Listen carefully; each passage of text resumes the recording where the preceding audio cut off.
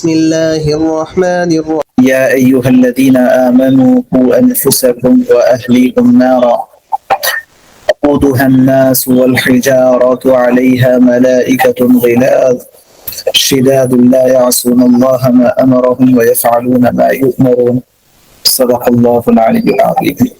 قابل احترام معزز بھائیوں اور بہنوں، سب سے پہلے تو میں ہمارے اس لائیو پروگرام میں آپ سب کا تہہ دل سے استقبال کرتا ہوں اور امید کرتا ہوں کہ اس موضوع کو بہت اہمیت کے ساتھ آپ سب سنیں گے اور اپنے دل کی گہرائیوں میں اتاریں گے اور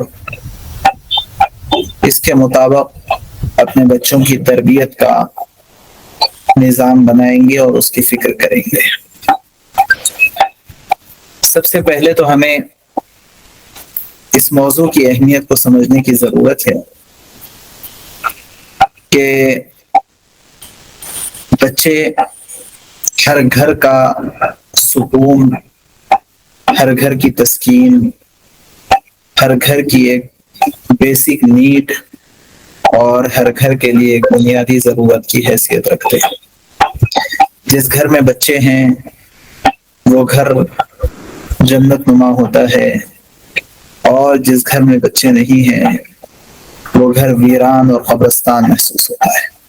اولاد یہ اللہ کی بہت بڑی نعمت ہے، لیکن اللہ کی نعمت اسی وقت نعمت بنتی ہے جبکہ اس نعمت کے حق کو ادا کیا جائے اور اس نعمت کی قدر کی جائے۔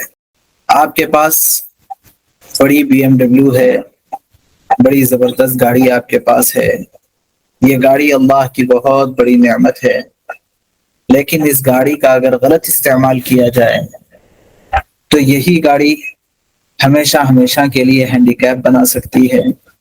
اس کا غلط استعمال کیا جائے تو یہی گاڑی ہمیشہ کے ہنستے مسکراتے چہروں کو پریشانیوں میں تبدیل بھی کر سکتی ہے، اور اگر اس گاڑی کو صحیح استعمال کیا جائے یہی وہ گاڑی ہے جو خوشیوں کو اور مسرتوں کو اور اچھی تربیت کو اور اچھے ماحول کو اور پروموٹ کر سکتے۔ ایسے ہی بچوں کا معاملہ ہے، بہت بڑی نعمت تو ہے، لیکن اگر اس نعمت کی قدردانی کی جائے تو یہ نعمت ہے، ورنہ یہی نعمت زحمت بن جاتی ہے۔ اور اس کو ہم کہہ سکتے ہیں کہ کسی بھی ملک کا جو سویلائزیشن ہوتا ہے وہ اس پراؤڈ سویلائزیشن کو نیرو اور نینو سویلائزیشنز میں اور اس کے اسمال یونٹس میں اسلام تقسیم کر کے ہر ماں کو اپنے بچوں کی تربیت کا ذمہ دار ٹھہرا کر اسلام یہ تعلیم دیتا ہے کہ یہ ہر گھر کے جو اسمال اور نینو سویلائزیشنز ہے اس کو مضبوط اور پروموٹ کر کے ایک پورے ملک اور ایک پوری ملت اور ایک پورے علاقے اور ایک پورے نظام اور پوری کی پوری سوسائٹی کو ڈیولپ کیا جائے۔ اب یہ جو نینو سویلائزیشن ہے اس میں غیر معمولی اور بہت سارے مسائل کا سامنا ہوتا رہتا ہے۔ اس کے بہت سارے مسائل ہیں، پریشانیاں ہیں، مصیبتیں ہیں، غیر معمولی پرابلمس ہے۔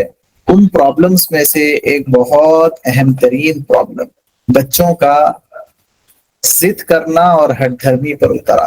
اتنے عجیب و غریب حالات اس زمانے میں ہم اور آپ دیکھ رہے ہیں۔ بچوں کے اندر ضد پیدا ہو گئی، وہ ہٹ دھرمی پر اتر آئے، اور وہ نہ صرف یہ کہ ماں باپ کی نافرمانی کر رہے ہیں، ماں باپ کی بات سے گریز کر رہے ہیں، اور نہ صرف یہ کہ ماں باپ کو جھڑکیاں دے رہے ہیں، نہ صرف یہ کہ ماں باپ کو وہ گالی گلوچ کر رہے ہیں، بلکہ وہ ویڈیوز آپ کے اور ہمارے سامنے آ چکے ہیں کہ جہاں پر بچے نے ماں کا گلا گھونٹ دیا، بچے نے ماں کے سر پر بیٹ سے مار دیا، بچے نے باپ کو قتل کر دیا، صرف اس وجہ سے کہ اس کی بات نہیں مانی۔ اور اگر یہ ماحول اور ان حالات پر صحیح طریقے سے کنٹرول نہ کیا جائے تو وہ دن دور نہیں کہ ایسے حالات ہمارے گھروں کے اندر بھی جنم لینے لگے۔ اس لیے موقع کی نزاکت اور مناسبت سے یہ ایک بہت ہی اہم ترین سلجھتا اور سلگتا ہوا عنوان طے کیا گیا ہے، تاکہ ہماری وہ تمام بہنیں اور ہمارے وہ تمام بھائی جو مختلف کورسز کے ذریعے سے ہم سے جڑے ہوئے ہیں ان کو ایک اور کورس یہ بھی کروا دیا جائے۔ چنانچہ ضد، ہٹ دھرمی بچوں کے اس رویے کو کہا جاتا ہے جس میں وہ کسی خاص بات یا چیز پر اصرار کرتے ہیں، زبردستی کرتے ہیں، چاہے وہ بات ان کے حق میں ہو یا نہ ہو۔ یہ رویہ اکثر اس وقت ظاہر ہوتا ہے جب بچے اپنے جذبات اور ایموشنز کا صحیح اظہار نہیں کر پاتے۔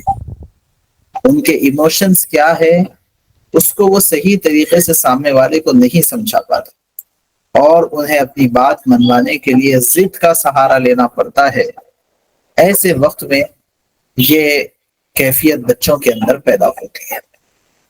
اگر ہم قرآن و سنت کی روشنی میں اس رویے کا جائزہ لیں گے تو اسلامی تعلیمات میں ہٹ دھرمی اور ضد کو منفی رویوں میں اور نیگیٹو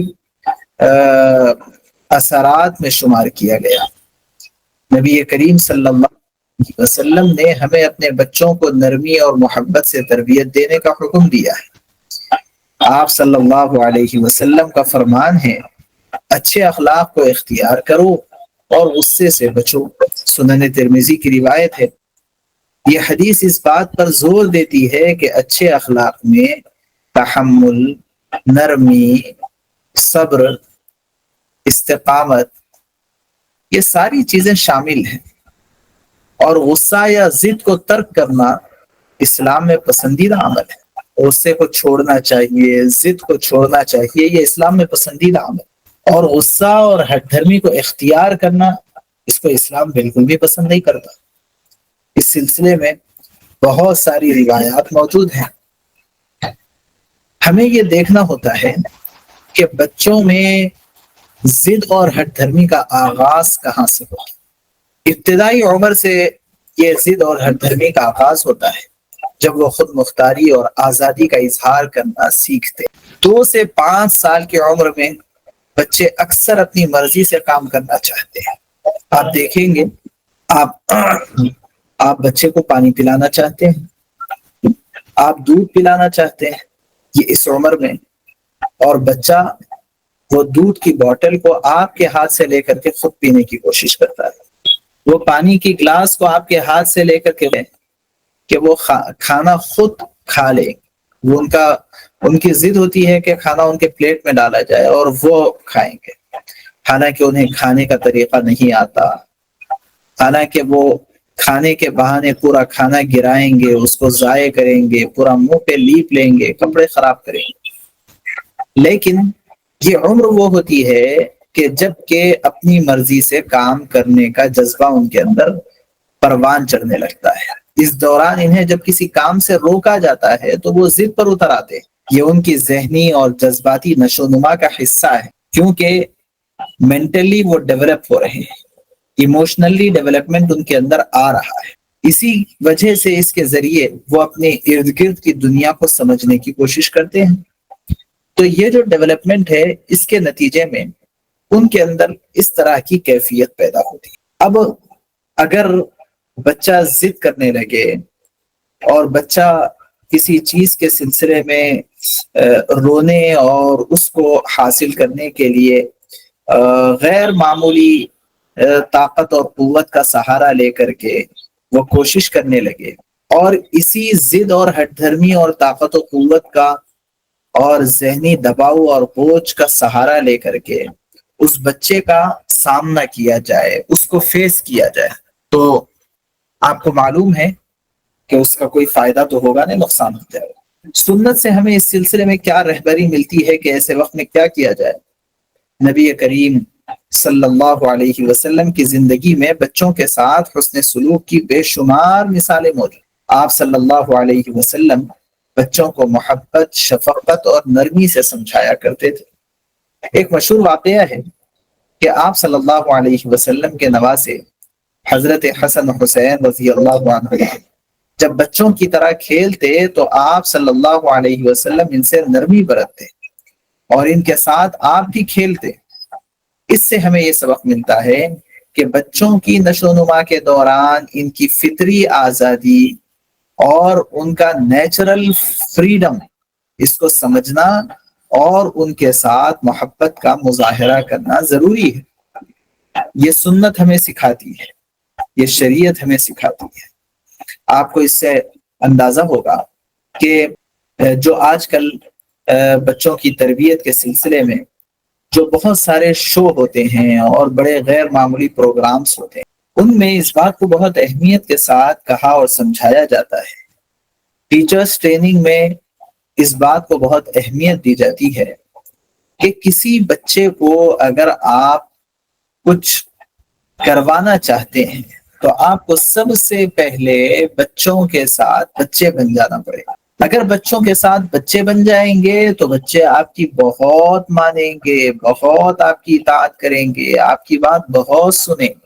آپ کو معلوم ہونا چاہیے کہ ایک موقع پر پیارے حبیب حضرت رسول اللہ صلی اللہ علیہ وسلم نے حضرت حسن و حسین رضی اللہ عنہما کے ساتھ کھیلتے کھیلتے ان دونوں حضرات کو، ان دونوں بچوں کو اپنے پیٹھ پہ سوار کر لیا اور آپ گھوڑا بن گئے، اور گھر میں آپ گھوڑا بن کے ان دونوں کو پیٹھ پر بٹھا کر کے آپ گھر کے کمرے میں اطراف گھومتے رہے۔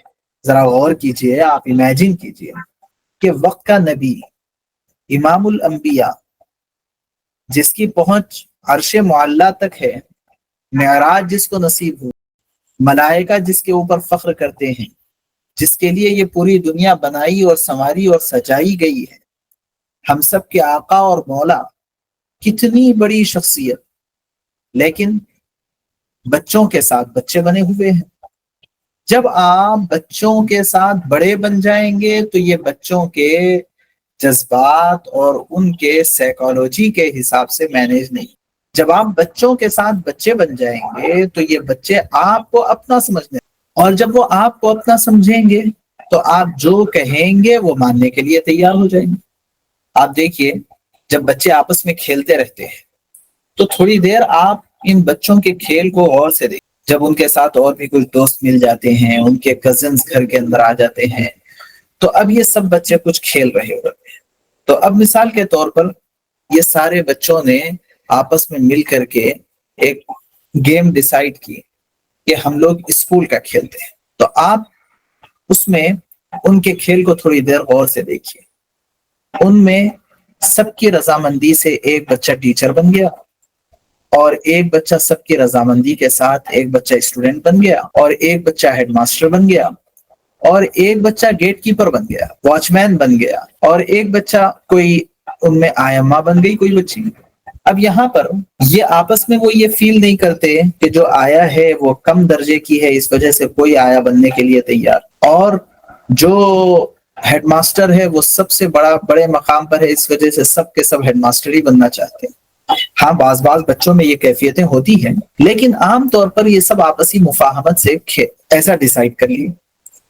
اور جب اب ان کا کھیل چل رہا ہوتا ہے تو زبردست پورے پراپر طریقے سے اسٹوڈنٹ اپنے ٹیچر کی بات مان رہا ہوتا ہے، حالانکہ وہ ٹیچر اس کا سگا بھائی ہے، لیکن وہ اپنے ٹیچر کی بات مان رہا ہے، یہ ٹیچر اپنے ہیڈ ماسٹر کی بات مان رہی ہے، حالانکہ یہ سب ایک ہی عمر کے، لیکن ہوا کیا کہ یہ اب کھیل میں ہیں تو اپنے برابر والے کی بھی اطاعت ان کو سمجھ میں آ رہی ہے، وہ کر رہے ہیں۔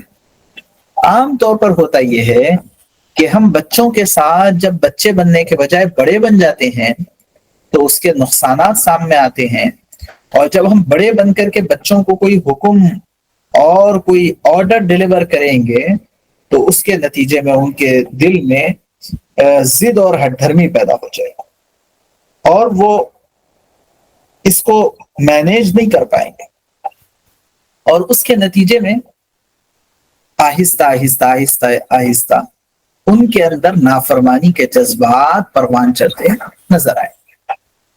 بچوں کا ماحول ان کے رویے پر گہرا اثر ڈالتا ہے۔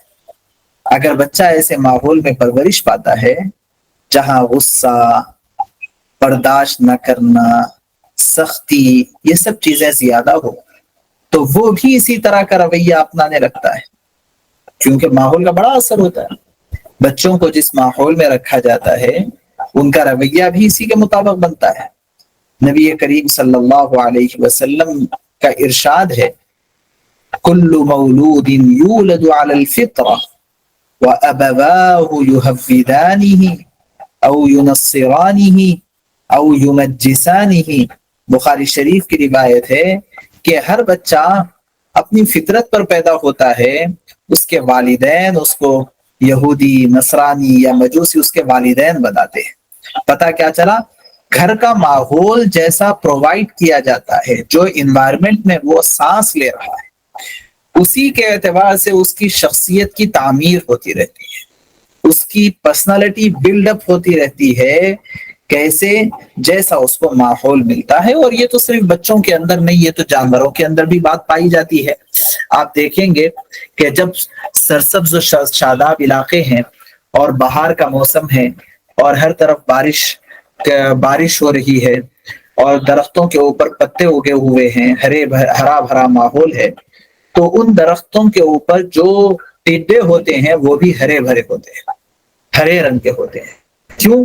اس لیے کہ جب پورے ماحول میں جہاں وہ پل رہے ہیں، بڑھ رہے ہیں، وہاں ہرا بھرا ماحول ہے، تو یہ ٹڈا بھی ہرا رنگ اختیار کر لیتا ہے۔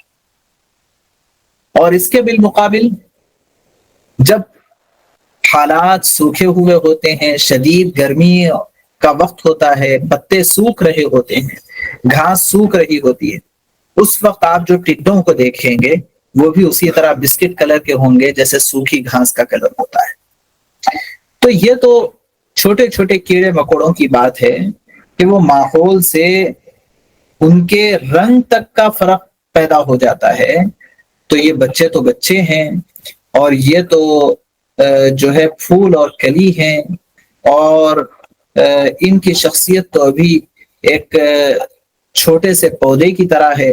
تو جیسا ان کو ماحول ملے گا یہ ویسا روپ اختیار کریں گے اور ویسا پلیں گے، بڑھیں گے۔ چنانچہ جب یہ اپنے بچپن میں اپنے گھر میں ہر جگہ غصہ سن رہے ہوتے ہیں، جب ہر جگہ سختی کا ماحول دیکھ رہے ہوتے ہیں، ماں کی ڈانٹ پڑ رہی ہے، والد کی سختی ان کے سامنے آ رہی ہے، بھائیوں کی طرف سے گالی گلوچ کا ماحول، ارے ترے اور غلط قسم کی نازیبا قسم کی باتیں، یہ جب ساری چیزیں سن رہے ہوتے ہیں تو ان بچوں کے اندر بھی وہی غصہ، برداشت نہ کرنا، صبر نہ کرنا، چڑچڑاپن اور بات بات کے اوپر جو ہے ہائپر ہو جانا، یہ سارے رویے ان بچوں کے اندر بھی پیدا ہوتے چلے جائیں۔ اس وجہ سے بہت ضرورت ہے ان بچوں کے اوپر ماں باپ کے توجہ کی۔ جب توجہ کی کمی ہوتی ہے، والدین یا سرپرست بچوں کو نظر انداز کرتے ہیں یا ان کی باتوں کو اہمیت نہیں دیتے، تو بچے اپنی بات منوانے کے لیے کیا کریں گے؟ اب ضد پر اتر آتے ہیں۔ بچے فطری طور پر اپنے والدین کی توجہ چاہتے ہیں، یہ نیچر ہے، بائی نیچر وہ چاہتے ہیں کہ والدین ان کی طرف توجہ دیں۔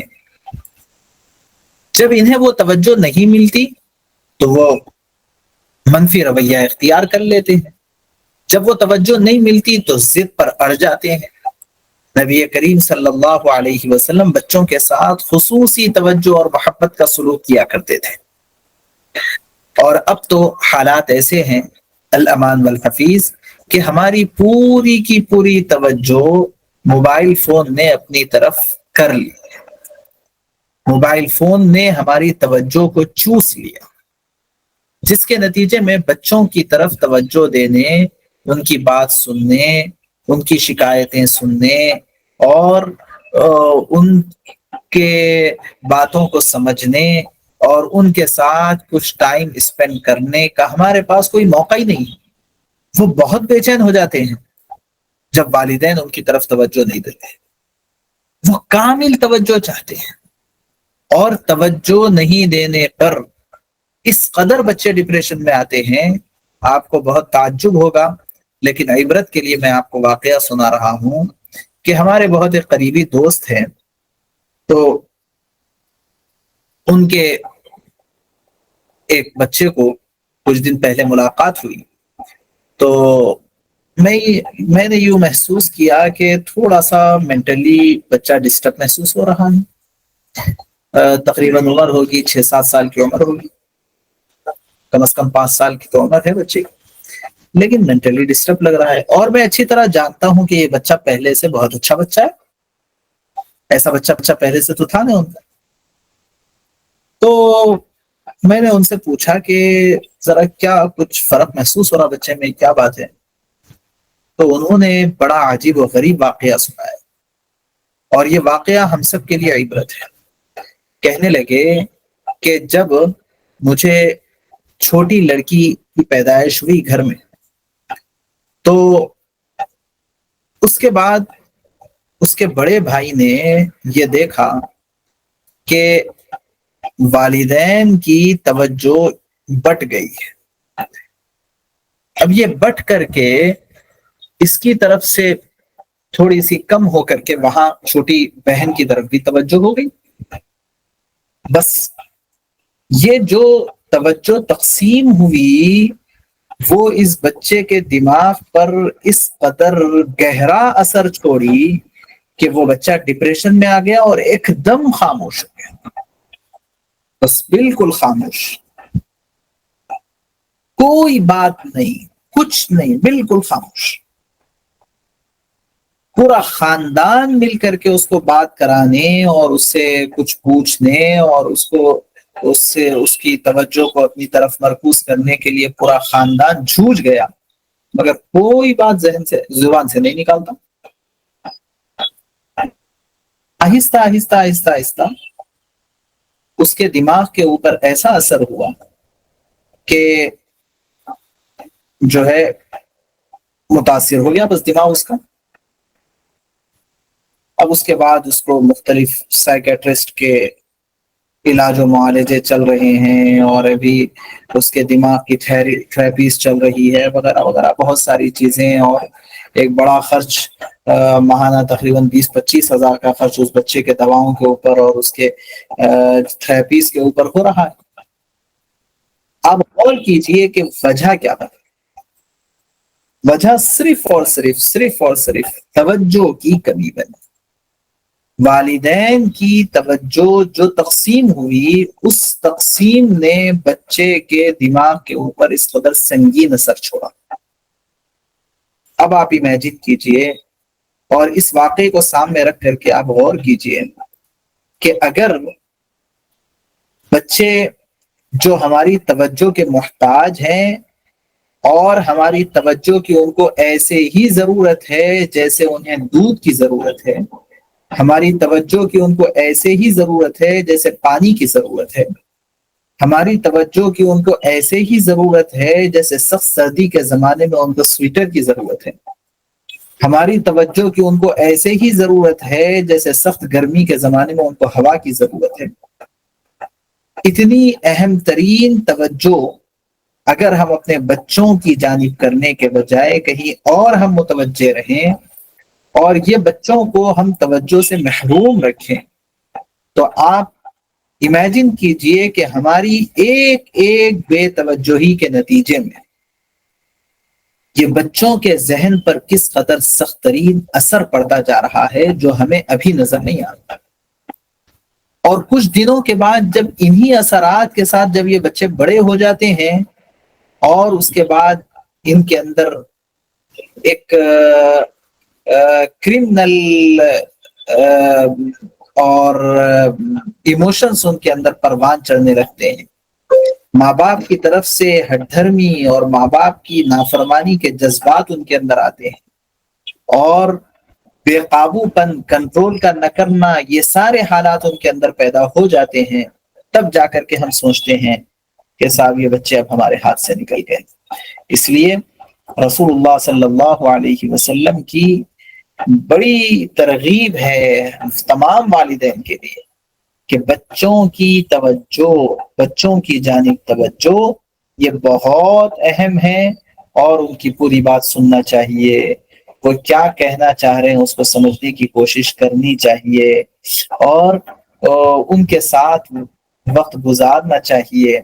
اس سے ان کے نشو و نما پر بڑے بہترین اثرات پڑتے ہیں۔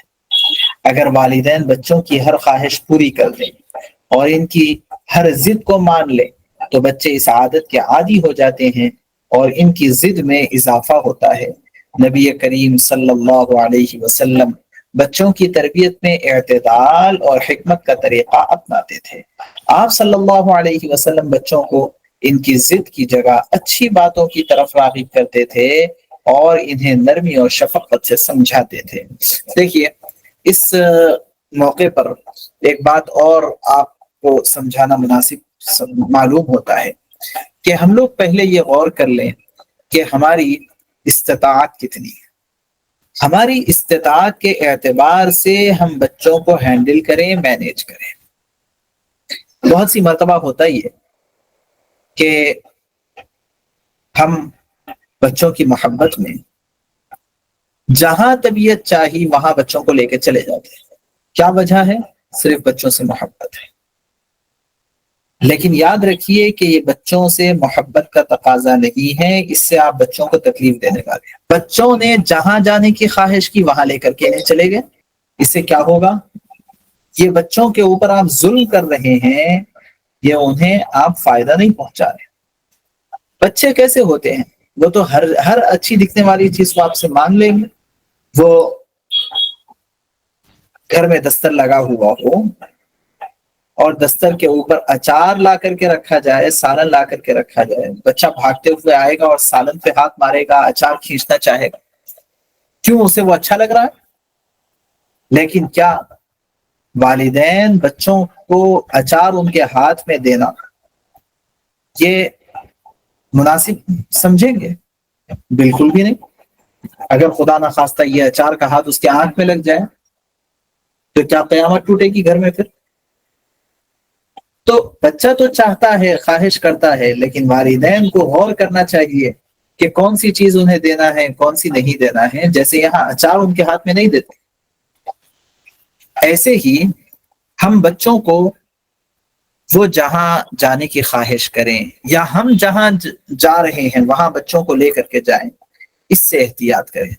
فار ایگزامپل، ہم بچوں کو کھلونوں کی دکان میں لے کے چلے گئے، ہم تو سمجھ رہے ہیں کہ ہم بچے کو فائدہ پہنچا رہے ہیں، بچے کی خواہش پر ہم عمل کر رہے ہیں، بچہ اس سے خوش ہو جائے گا۔ کیا برا ہے؟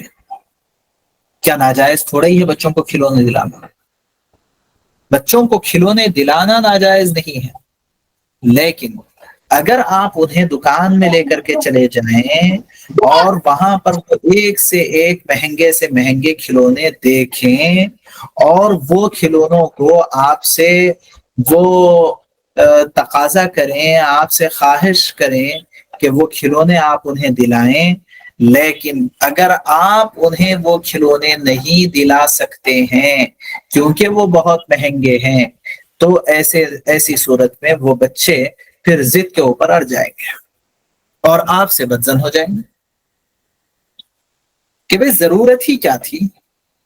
آپ جب لے کے جائیں گے تو ان کی سوچ وہ آگے بڑھ جائے گی۔ آپ کو معلوم ہے کہ اگر آپ انہیں جو ہے موبائل فون ہاتھ میں نہیں دیں گے تو وہ کوئی بھی ایک لکڑی کا ٹکڑا انہیں ملے گا تو اسی لکڑی کے ٹکڑے کو وہ موبائل فون بنا کر کے کھیل لیں گے اور اسی میں خوش رہیں گے۔ اگر آپ انہیں گاڑی نہیں دلائیں گے تو اور انہیں پتہ بھی نہیں ہے کہ گاڑی کیا ہوتی ہے بچوں کی، تو وہ کیا کریں گے؟ آپ کے گھر کے تکیے کو گاڑی بنا لیں گے اور وہ گھر کے تکیے سے کھیل لیں گے اور اسی گاڑی میں وہ خوش رہیں گے۔ انہیں کیا پتا ہے کہ باہر ریموٹ کنٹرول کی گاڑی بھی ملتی ہے۔ لیکن اگر آپ کوئی بڑی گاڑی ان کو ایک آدھ مرتبہ دلا دیں گے یا ان کو دکھا کر کے لا لیں گے اور اس کے بعد آپ ان کو وہ چیز نہیں دلائیں گے تو اب ان کے اندر ضد اور ہٹ دھرمی پیدا ہو جائے گی اور یہ فیلنگ ان کے اندر آ جائے گی کہ ہمارے ماں باپ تو ہماری خواہشات پوری ہی نہیں کرتے۔ غور کیجئے کہ یہاں غلطی کس کی ہے؟ بچے کی غلطی نہیں ہے۔ اس بچے کی خواہشات کو پروموٹ کرنے کا موقع ہم نے دیا ہے۔ اب جب اس نے دیکھ لی اپنی خواہش کی چیزیں تو اب اس کی خواہش بڑی ہو گئی اور ہماری استطاعت اور ہماری جو ہے پونجی اور ہمارا جیب چھوٹا پڑ گیا۔ اس وجہ سے بچوں کو آپ اتنی ہی چیز کی عادت ڈالیں جتنا آپ کے پاس استطاعت ہے اور وہی چیز ان کو دکھائیں جو ان کے صحت کے لیے مفید ہے اور ان کی تربیت میں کارآمد ہے۔ اس سے زیادہ نہ دکھائیں، اس سے زیادہ نہ کھلائیں۔